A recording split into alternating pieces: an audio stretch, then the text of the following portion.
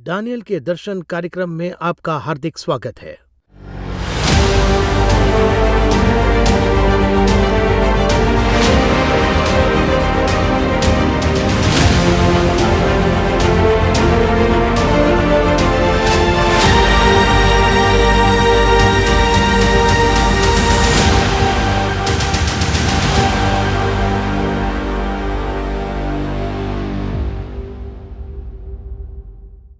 Let's welcome Brother M.D. Jagan and ask him a few questions. Brother Jagan, welcome to the program. Praise the Lord.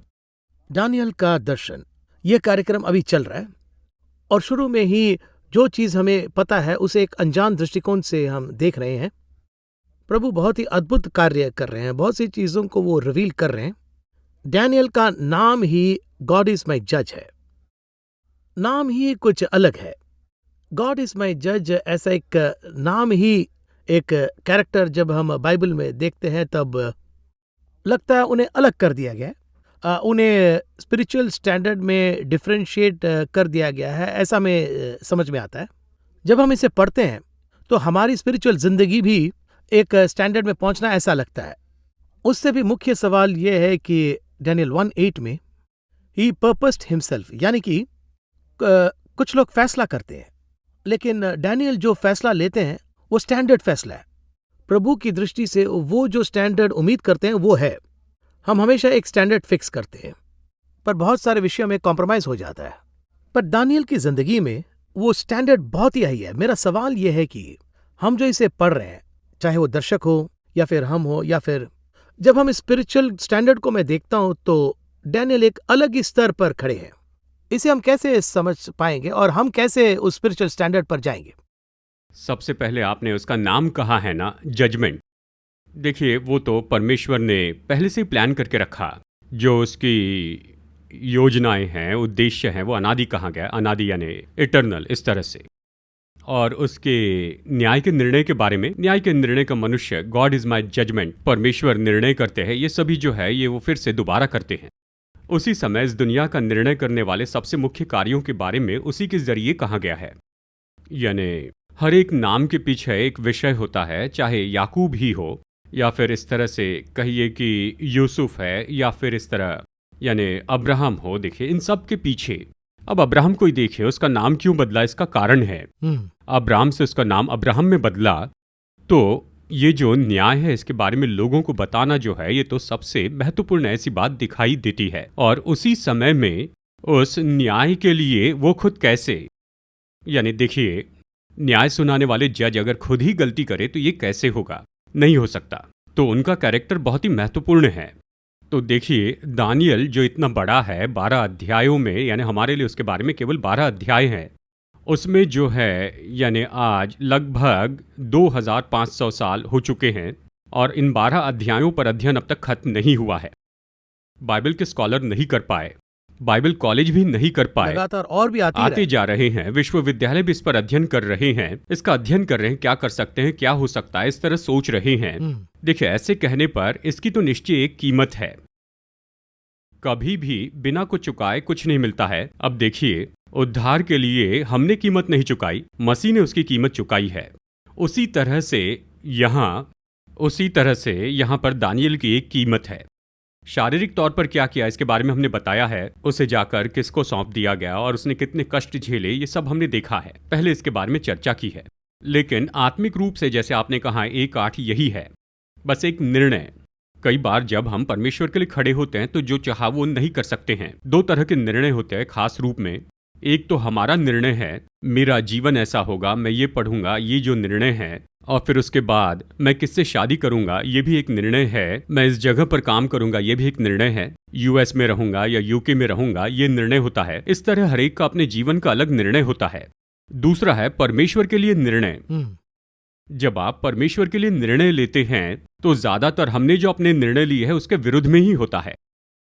इसी का नाम हम बलिदान कहते हैं। ये बलिदान दानियल ने किए थे। उदाहरण के लिए जैसे आपने कहा था, देखिए, खाने के विषय में, देखने के लिए वो बस खाने का विषय है, लेकिन राजा का भोजन है वो। मिलना ही बहुत ही, यानी उस मेज के लिए आपको न्योता आना ही बहुत बड़ी बात होती है ना। राजा की मेज पर बैठकर उसके साथ खाना, राजा के डाइनिंग में जो है वो आपको भी मिलने वाला, अगर कहे तो we never bother about anything. क्या रखा है उसकी परवाह नहीं करते हैं। हम कैसे कॉम्प्रोमाइज करते कहे तो बस जाकर बैठेंगे, बस थोड़ा सा हाथ लगाएंगे। मेरे एक जानकार मित्र कह रहे थे, उन्होंने कहा कि उनके सब दोस्त मिलकर एक जगह पर शराब पीने की पार्टी कर रहे थे और वो तो शराब नहीं पीते थे। मैंने पूछा आप वहां पर कैसे गए? मैं बस वहां पर गया, हाथ में थामे रहा, पिया नहीं। उनके साथ जाकर खड़ा होना पड़ता है तभी अपना काम हो पाता है। ये कॉम्प्रोमाइज है।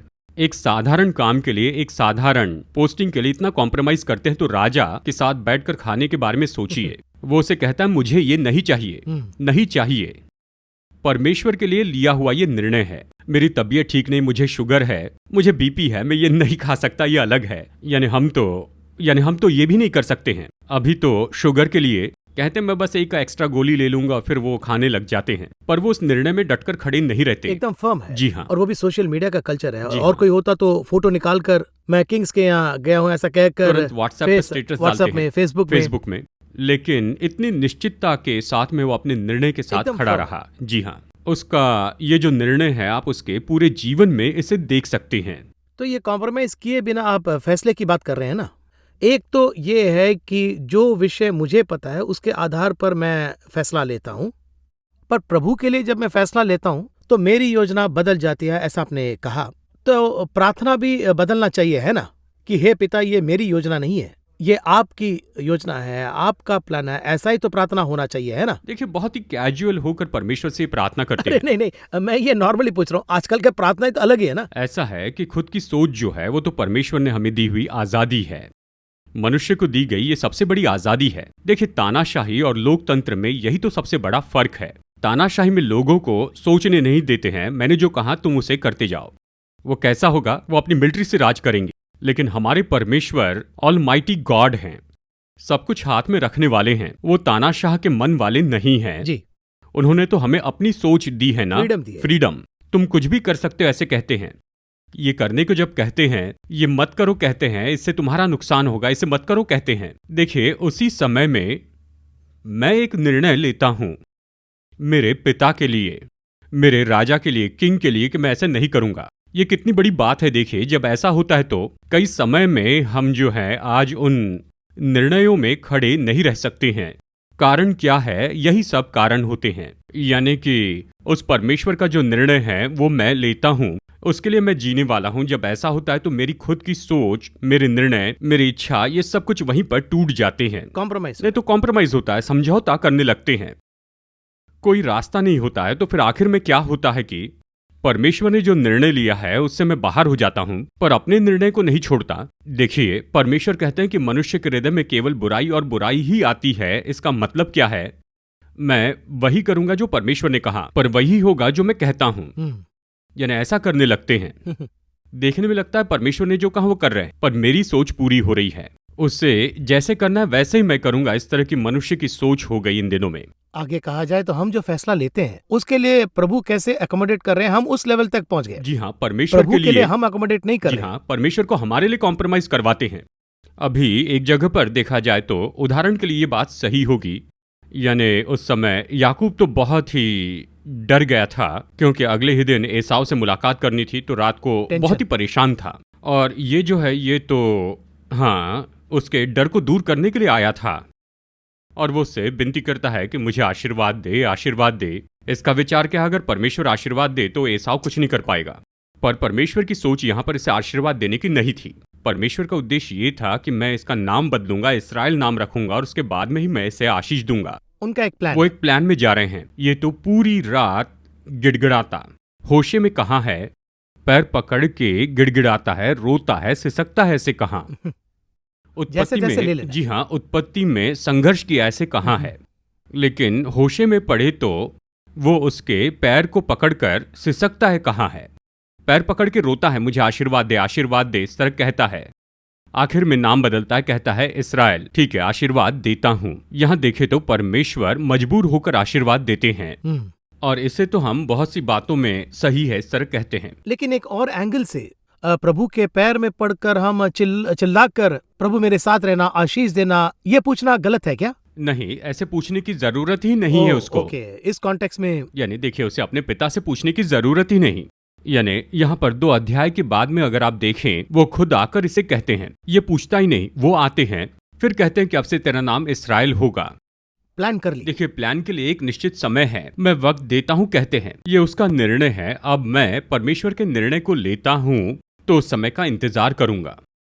अभी मेरी भी एक इच्छा है कि ये तो अभी होना चाहिए, उसी में यहाँ पर हम कॉम्प्रोमाइज कर सकते, उसके लिए कीमत चुकानी है। यही है, निर्णय परमेश्वर के लिए है, लेकिन हम अपनी इच्छा के अनुसार उसे बदलते हैं।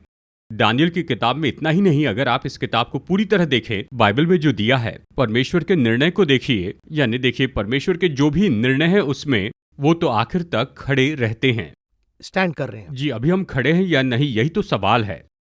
पौलुस के सभी कार्यों को देखो तो मैंने तय किया ऐसे कहता है। जो परमेश्वर के लिए निर्णय लेते हैं उसे बिल्कुल नहीं बदलते हैं, स्टैंड उसी पर अड़े हैं। जी हाँ, यरूशलेम जाना मैंने तय कर लिया था। कितनी तो भी तरह से उन्हें रुकावट झेलनी पड़ी, सभी को पार करके। यही तो दानियल की, हालांकि पौल को उस कांटे की वजह से दर्द भी है, सभी में शारीरिक पीड़ा है। गले मिलकर रोते हैं, मत जाइए कहते हैं। कोई भविष्यवक्ता कहता है कि मत जाइए, लेकिन वो कहता है मैं जाऊंगा। आई डिसाइडेड, बस इतना ही। परमेश्वर के बारे में वचन ये कहता है, एक बार कह के वो दूसरी बार सोचने वाले नहीं हैं, वो बदलने वाले नहीं। No turning back. No turning back. एक बार कहा तो कह दिया। ये जो स्वभाव गुण है, ये हमें आना चाहिए, परमेश्वर से आना चाहिए, हमारे लिए नहीं आना चाहिए, गॉड्स किंगडम उसके राज्य के लिए आना चाहिए। यानी देखिए, इस तरह दानियल की विशेषताओं का जब मैं अध्ययन कर रहा था तो मैं हैरान हो गया। ये बड़े आश्चर्य की बात है। अभी हम इसे थोड़ा बहुत ही अलग तरीके से देख रहे हैं। आमतौर पर जैसे पढ़ते हैं उससे भी अधिक इस प्रोग्राम में जब हम यहाँ पर बैठकर यहाँ पर इसके बारे में मनन करते हैं ना, तो देखते हैं कि ये तो अलग ही विषय में जाता है। उसके अलावा हम इसी चैप्टर को हम पढ़ रहे हैं, कल पढ़ने पर एक अलग समझ मिलता है। यही तो बाइबल की स्पेशलिटी वही है। मैं दर्शकों को बताना चाहता हूँ। दर्शकों के लिए हम इसे एक बार पढ़ने से काफी नहीं है, 2 बार 3 बार, तो बार बार इसे पढ़ने पर ट्रेजर्स ये निकलते जाएगा। यानी अभी जो है 0.01% ही दे रहे हैं, बाकी तो इन्हें खुद खोजना है। एक और बात, हम चैप्टर 3 के अंदर जाने वाले हैं। गॉड इज में जब ये कहते हैं रेवलेशन और डैनियल को एक साथ पढ़ना, ऐसा हमने कई बार कहा है। अब ये जज, ये शब्द को रेवलेशन को कनेक्ट करके हमें डैनियल को पढ़ना चाहिए, ऐसा नॉट वंस, बहुत बार। पर ये जज जो शब्द है वो बहुत ही मुझे टर्निंग पॉइंट लग रहा है, क्योंकि यहाँ फ्यूचर के बारे में बता रहे हैं। अपोस्टल जॉन को पैटमोस आइलैंड में वो फ्यूचर के बारे में बता रहे हैं। यहाँ पर एक जगह वो रुकते हैं और वहां दूसरी जगह पर ओपन करके कहो ऐसा कह रहे हैं। ये जो जज का जो कैरेक्टर है along with revelation and Daniel में, हाँ, हम उसे कैसे और डीपली समझ के पढ़ें। देखिए, ये ऐसा है कि ग्रेस पीरियड इसे कहते हैं, कलीसिया का युग या अनुग्रह का युग ये कहते हैं। यीशु मसीह उठाए गए और हमें वापस लेने के लिए आने वाले के बीच का समय। ये तो एक हिडन एरिया है बाइबल में। ये तो किसी को भी बाहरी रूप में नहीं बताई गई थी, ये छिपे रूप में है। देखिए, पूरी बाइबल में ये जो चर्च पीरियड है ये छिपे हुए ढंग से है। इसे अभी के लोग पढ़ेंगे तो ही समझ पाएंगे। पवित्र आत्मा जब कलीसिया के लोगों को बताते हैं तब वो छिपी बातें देखते हैं। लेकिन बाइबल के हिसाब से अभी तक हम एक प्रकाशित वाक्य के अध्ययन में कहा, शायद याद होगा, हमारे बाइबल का जितना ख्याल है इसमें जो टाइमलाइन जो है वो कैसी है। यानी देखिए, इसमें ये सृष्टि के समय से लेकर यानी मसीहा आकर न्याय करके पूरे संसार पर राज करेंगे समय तक का हिसाब है। इसमें कहीं भी चर्च का समय नहीं है। तो इस्राएल के टाइमलाइन में यीशु आते हैं। मैं सरल शब्दों में बता रहा हूं ताकि आसानी से समझ सके। यीशु को आना है, क्रूस पर मरना है, प्राण छोड़ने हैं, 7 साल का क्लेश काल होगा इस्राएलियों के लिए। उसके बाद यीशु फिर से वापस आएंगे, आकर वो शासन करेंगे यानी 1000 साल तक। उसके बाद अनंत जीवन। ये तो पूरा पैकेज है। इसमें चर्च का समय 2000 साल का है। ये 2000 साल हिडन ट्रेजर है। ये किसके लिए हिडन है? इज़राइल से ये छिपा है, वो ये नहीं जानते हैं। इस पैकेज में अगर देखें तो वो आएंगे, बलिदान करेंगे और फिर न्याय करेंगे, बस इतना ही है। किंग और उसके बाद में जज। तो उनके लिए जजमेंट बिल्कुल ऐसा ही है, किंग जजमेंट, इतना ही। इसलिए यूहन्ना बपतिस्मा दाता जो है वो तो उतना बड़ा आत्मिक व्यक्ति है, फिर भी वो यीशु से एक सवाल पूछता है कि आने वाला तू ही है या हम किसी और की राह देखें। इस तरह का संदेह आ गया था। पहले तो उसने भविष्यवक्ता के रूप में काम किया, हालांकि वो प्रभु की बात और कबूतर को आते वो देख रहे हैं। जी हाँ बिल्कुल, उसने Confirm- साफ कहा है, confirm उसने करके- कहा था जिस पर तुम कबूतर को उतरते हुए देखो वही पवित्र आत्मा और अग्नि से बपतिस्मा देने वाला होगा। ये तो पहले से ही उसको बता दिया गया था बपतिस्मा देने के पहले। उसके अलावा यूहान को ही बपतिस्मा करना है, अनॉइंट करना है, यानी उसे बैप्टिस्म। बपतिस्मा देना है, बपतिस्मा देकर लोगों से पहचान करानी है, यही तो प्रोसीजर है। लेकिन यहाँ पर एक और विषय है, एक इस्राएली के रूप में, यानी एक इस्राएली की एक प्रजाति में यूहन्ना ये सोचता है, यानी अभी परमेश्वर आ गए हैं और मैंने बपतिस्मा दिया है, लोगों से परिचय करवा दिया है, लेकिन ये राजा होने के बारे में कुछ नहीं सोच रहा है। सो एक वर्ल्डली एक ये दृष्टिकोण। सांसारिक विचार है, मन में वो ये सोचता है। तो चाहे स्टैंडर्ड जितना भी बड़ा हो, इस फ्लैश को हमें फाइट करते ही रहना है। देखिए बाइबल के विचार से, यानी आप लोगों से जो कुछ भी पूछ रहे हैं कह सकते हैं यीशु मसीह की परीक्षा, इसके बारे में आप पढ़ सकते हैं मत्ती अध्याय 4 में। वहां यीशु को वो 3 जगह पर ले जाता है। जी, इन 3 जगह को देखे तो 1+1 यानी इस तरह से हाइट बढ़ते ही जाता ऊंचाई है। पर ले जाता है। इसका अर्थ क्या है कि एक एक आत्मिक स्तर पर है, हर एक आत्मिक स्तर पर एक एक अलग तरह की परीक्षाएं होती है। आखिर में पहाड़ के ऊपर लेकर चला गया। पहाड़ के ऊपर क्या है, अगर आप पूरी बाइबल में पहाड़ के बारे में देखें, यह आत्मिक स्तर की ऊंचाई है। जब मूसा पहाड़ पर था तब परमेश्वर ने उससे बात की। यीशु का महिमा में रूपांतरण भी पहाड़ के ऊपर होता है। जब एलिया पहाड़ पर था तब परमेश्वर ने उससे बातें की। पहाड़ के ऊपर परमेश्वर से बात करने की जगह है। जी हाँ, उसके अलावा पैटमॉस आइलैंड भी वो भी एक अलग ही द्वीप है। जी हाँ। वहां भी एक पहाड़ है। जी। यदि आप सही तरीके से ध्यान देते हैं तो उस जगह पर यीशु के लिए एक परीक्षा थी, वो जय पाते हैं।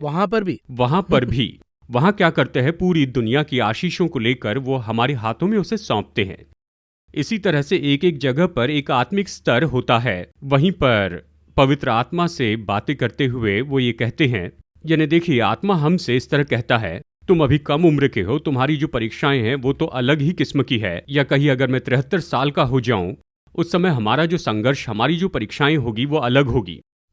अभी मैं उस जगह पर जाकर नहीं सोच सकता हूं, लेकिन वहां पर पहुंचकर देख सकते हैं। वो कहते हैं 25 साल, 30 साल, 40 साल में हमें किसी भी पाप में नहीं गिरना है, ऐसे कहा है। उस पाप को दूर करते हैं। 70 साल की उम्र में वो फ्री में मेरे पास आकर बैठता है। यानी हमारी उम्र हो जाती, पर क्या दिमाग की उम्र हो जाती है? बहुत स्पष्ट साफ है ना, हम उसे पार कर सकते हैं या नहीं, यही तो सवाल है। वो कहते हैं ये जो कह रहे हैं वो अकेले बात कर रहे हैं, इस तरह से नहीं है।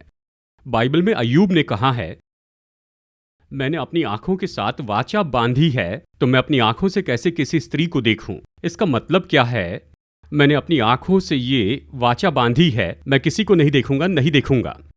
कौन सा अय्यूब है? ये 10 बच्चों का पिता अय्यूब कहता है।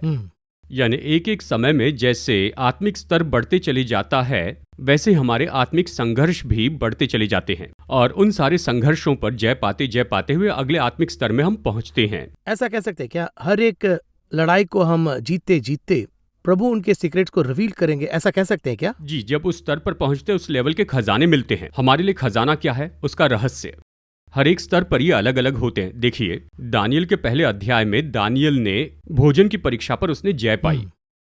यहाँ देखिए यीशु मसीह की भी भोजन के बारे में परीक्षा हुई। वहां पर भी, जी हाँ, इसकी भी भोजन के बारे में परीक्षा हुई। आदम की भोजन की परीक्षा, आदम गिर गया, दानियल नहीं गिरा, यीशु नहीं गिरे। अभी वह अगले लेवल पर चले गए।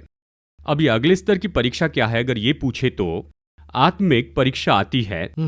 राजा कहता है किसी से प्रार्थना नहीं करना, कुछ नहीं करना। दानियल के समय में हम बाइबल में पढ़ते हैं अध्याय 6 में। अभी यीशु को देखिए, पहले उसे पत्थर को रोटी बनाने के लिए कहा था। आखिर में देखिए आत्मिक स्तर, परमेश्वर को छोड़ा और किसी को दंडवत नहीं करना। यीशु ने क्या कहा कि तू केवल अपने प्रभु परमेश्वर को ही दंडवत करना, आराधना करना। और ये भी सेम स्टैंडर्ड, सेम परीक्षा। ये भी जीतता है, वो भी जीतते हैं। ये तो बहुत ही महान बात है। सवाल यह है कि हम जीतेंगे कि नहीं। ये शिक्षा तो उसी के लिए है, हम जयवंत होते रहेंगे। मैं जीत गया इस तरह नहीं कह सकते हैं। वचन में स्पष्ट बताया है, जो अंत तक विश्वास योग्य रहे उसका उद्धार होगा। हमें आखिर तक डट के खड़े रहना है।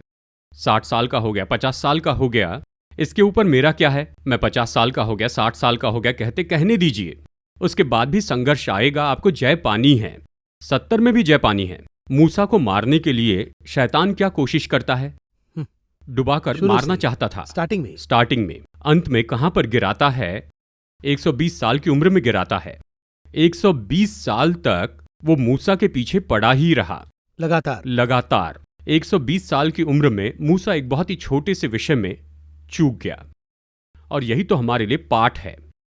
कोई भी नहीं कह सकता कि मैं तो स्थिर हूं। इन सभी बातों को देखकर हमें एक निर्णय लेना है। हाँ ठीक है, हमें ये नहीं करना है क्योंकि ये सही नहीं है। परमेश्वर के बारे में देखिए, एक दिन हम दोनों इसी तरह से एक बात पर चर्चा कर रहे थे, एक कार्य के बारे में।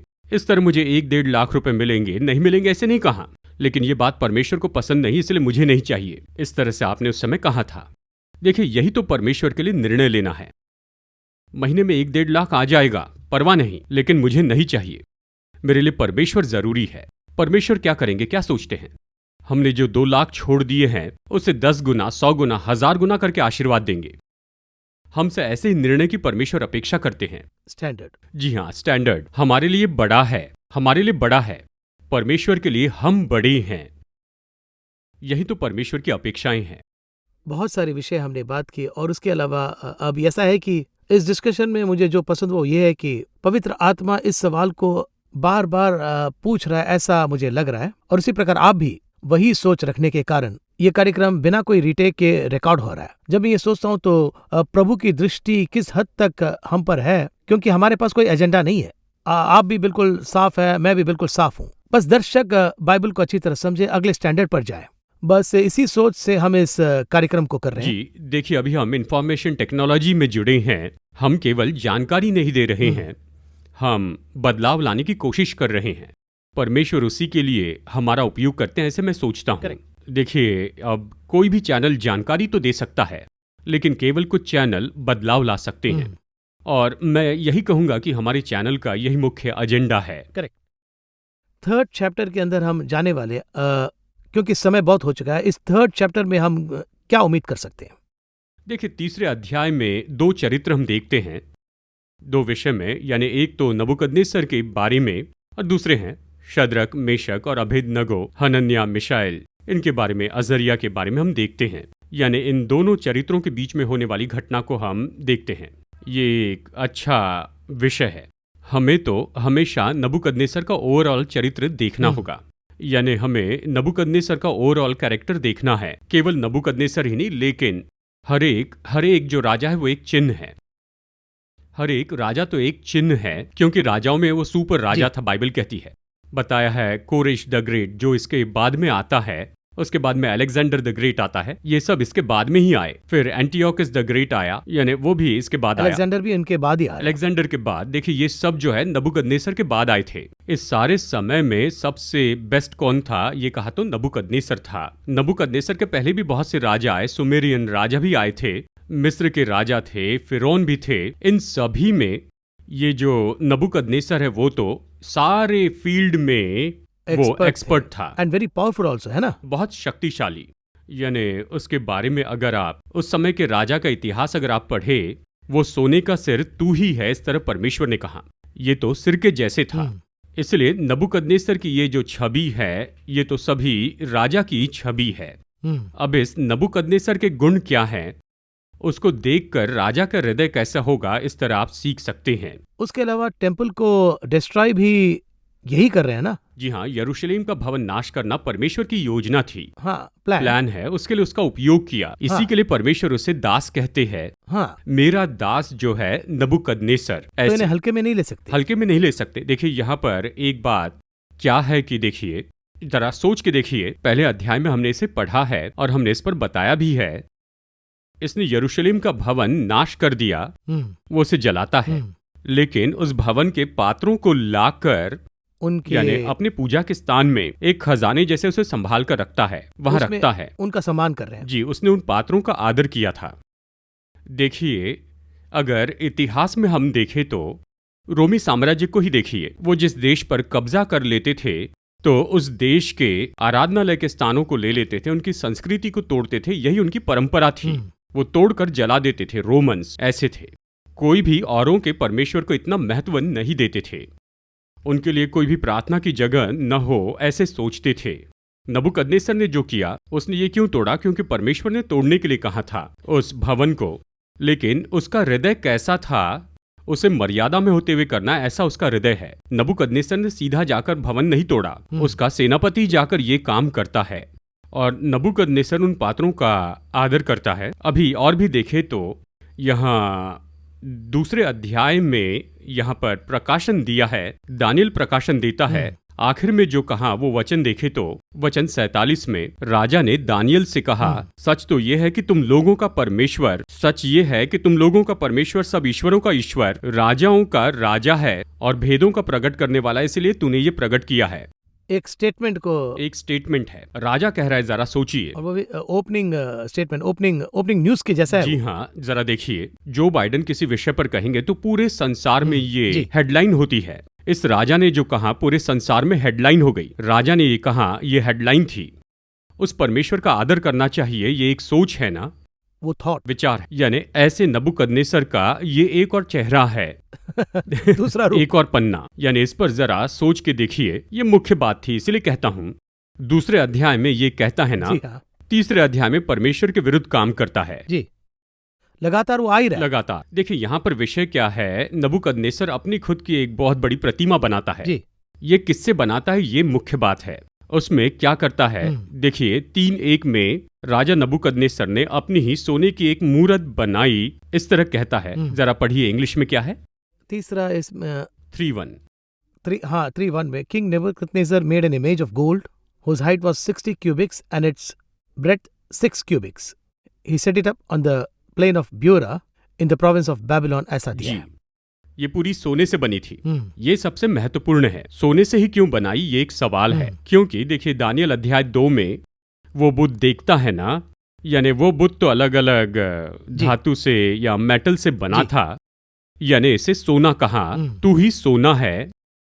उसके बाद जो आएगा वो चांदी है, उसके बाद जो आएगा वो पीतल है। ये सब उसे बताया। मेरे बाद कोई नहीं आना चाहिए फैसला ले लिया। पूरी दुनिया पर मैं ही एक राजा हूँ। मेरा ये साम्राज्य तो संसार के अंत तक रहेगा। तो वहां से उठाते हैं, इसलिए वो इसे बनाता है पूरे सोने की। समझ रहा हूं, वो बेस से निकाल रहे हैं। इसका क्या है कि मेरे बाद, यानी मैं तो हमेशा का राजा हूं, यानी इस तरह से एक विचार सब में होता है। मैं सबसे अच्छा हूं, मेरा साम्राज्य बिल्कुल अंत तक रहना चाहिए। ये बात नबूकदनेस्सर में आ गई। वो आकर क्या कहता है, इसे पूरे सोने से बनाना। क्यों? सोना तो हम ही है ना, तो पूरा हमारा ही साम्राज्य होना चाहिए। इसके बाद भी हमारा साम्राज्य हो, उसके बाद भी हमारा साम्राज्य, दुनिया के अंत तक हमारा साम्राज्य हो। यही तो एक राजा का मन था। परमेश्वर ने कहा था तुम्हारे बाद कोई और आएगा। ये कह रहा है नहीं नहीं, अंत तक मैं ही हूं। एक राजा का हृदय तो ऐसे ही होता है। ठीक है, तो इस तरह से उसने ये सब बना लिया। अब यहां पर भी शद्रक, मेशक, अभिदनगो के बारे में हम बाद में देखेंगे। यहां पर देखें तो ये अंत में यहां पर क्या कहता है, यानी तुरंत ही यहां नबूकदनेस्सर अपना मन बदलता है। अगली बात वो क्या कहता है कि वचन 3:28 इस पर नबूकदनेस्सर कहने लगा, उसने कहा, धन्य है शद्रक, मेशक और अभिदनगो का परमेश्वर, जिसने अपना दूत भेजकर अपने इन दासों को इसलिए बचाया क्योंकि इन्होंने राजा की आज्ञा न मानकर तुझी पर भरोसा रखा। इसलिए अब मैं ये आज्ञा देता हूं कि देश देश और जाति जाति के लोगों और भिन्न भिन्न भाषा बोलने वालों में से जो कोई शद्रक, मेशक और अभिदनगो के परमेश्वर की कुछ निंदा करेगा, वो टुकड़े टुकड़े किया जाएगा और उसका घर धुरा बनाया जाएगा। यानी कहता है उन्हें टुकड़े टुकड़े किया जाएगा और उनका घर जला दिया जाएगा, क्योंकि ऐसा कोई और देवता नहीं जो इस रीति से बचा सके। वहां पर भी एक फैसला, वहां पर वो एक निर्णय लेता है। और फिर चौथे अध्याय में देखिए, फिर से परमेश्वर के विरुद्ध में होता है। बहुत इंटरेस्टिंग है ये कैरेक्टर ही कुछ अलग है। देखिए, दूसरे में मन बदल दिया, तीसरे में गलती की, तीसरे में मन बदला, चौथे में गलती की, चौथे में मन बदल दिया। बहुत सी विषयों को हमने बात की, बट हम अभी 3rd चैप्टर में है, समय कम है और हम अभी इंट्रोडक्शन में ही है। अगले एपिसोड में हम 3rd चैप्टर को डीपली देखेंगे ब्रदर, क्योंकि समय अभी सिर्फ 1 मिनट ही है। इस 3rd चैप्टर को जब हम देखेंगे, ये फैसला, ये जो शब्द है, उससे हम इस एपिसोड को कैसे समाप्त करेंगे। हम जो निर्णय लेते हैं वो परमेश्वर के लिए हो, ये हमारा निर्णय नहीं पर आत्मिक निर्णय हो। नंबर 2, वो निर्णय आखिरी तक रहेगा, क्योंकि जो निर्णय परमेश्वर के लिए लिया गया उसमें बहुत मुसीबतें हैं। चाहे शद्रक मेशक अबिदनगो की बात देखिए, दानियल की, लेकिन अंत में परिपूर्णता है, तो हमें डरने की जरूरत ही नहीं। 2 ही लाइन है, 2 ही फार्मूला है निर्णय के लिए। एक तो परमेश्वर के लिए है, दूसरा अंत तक उसमें रहना है। बस यही इसमें है। अगले एपिसोड में हम इस दानियल के सिर्फ टीम ही नहीं, इस पुस्तक में कौन सा फैसला लिया गया है, कैसे हम इस 3rd चैप्टर के कुछ ट्रेजर्स के जानी हुई बात के अनजान दृष्टिकोण को कैसे देखेंगे। ये फैसला शब्द के आधार पर ही ये एपिसोड बनाया गया है। बहुत बहुत धन्यवाद ब्रदर जगन। अगले एपिसोड में will again meet in another interesting episode of Daniel's dream.